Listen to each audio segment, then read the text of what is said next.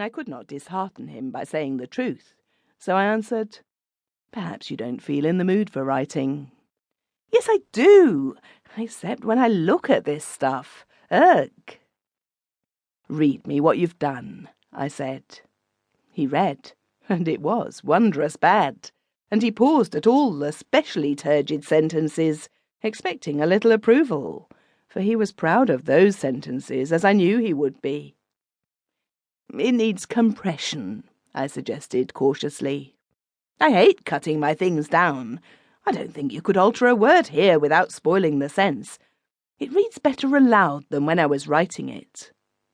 "Charlie, you're suffering from an alarming disease afflicting a numerous class. Put the thing by and tackle it again in a week."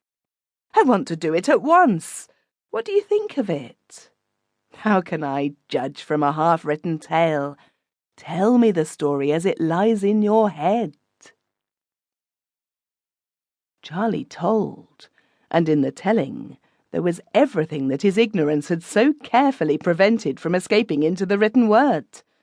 I looked at him, and wondering whether it were possible that he did not know the originality, the power of the notion that had come in his way.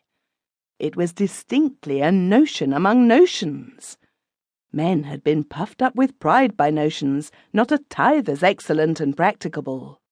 But Charlie babbled on serenely, interrupting the current of pure fancy with samples of horrible sentences that he proposed to use. I heard him out to the end. It would be folly to allow his idea to remain in his own inept hands when I could do so much with it. Not all that could be done indeed, but oh, so much. "What do you think?" he said at last. "I fancy I shall call it The Story of a Ship." "I think the idea is pretty good, but you won't be able to handle it for ever so long. Now would it be any use to you? Would you care to take it? I should be proud," said Charlie promptly. There are few things sweeter in this world than the guileless, hot-headed, intemperate, open admiration of a junior. Even a woman in her blindest devotion does not fall into the gait of the man she adores, tilt her bonnet to the angle at which he wears his hat, or interlard her speech with his pet oaths. And Charlie did all these things. Still, it was necessary to salve my conscience before I possessed myself of Charlie's thoughts. "Let's make a bargain. I'll give you a £5 for the notion," I said. Charlie became a bank clerk at once.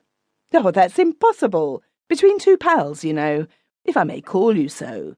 And speaking as a man of the world, I couldn't. Take the notion if it's any use to you. I've heaps more." He had. None knew this better than I. But they were the notions of other men. "Look at it as a matter of business between men of the world," I returned. £5 will buy you any number of poetry books.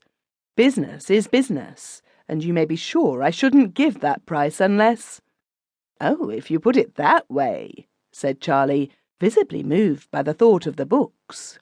The bargain was clinched with an agreement that he should, at unstated intervals, come to me with all the notions that he possessed, should have a table of his own to write at, and unquestioned right to inflict upon me all his poems and fragments of poems.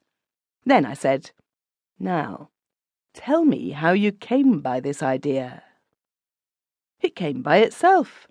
Charlie's eyes opened a little. "Yes, but you told me a great deal about the hero that you must have read before somewhere." "I haven't any time for reading, except when you let me sit here. And on Sundays I'm on my bicycle or down at the river all day. There's nothing wrong about the hero, is there?" "Tell me again, and I shall understand clearly. You say that your hero went pirating. How did he live?" "He was on the lower deck of this ship thing that I was telling you about." "What sort of ship?" "It was the kind that rowed with oars, and the sea spurts through the oar-holes, and the men row sitting up to their knees in water. Then there's a bench running down between the two lines of oars, and an overseer with a whip walks up and down the bench to make the men work." "How do you know that?" "It's in the tale."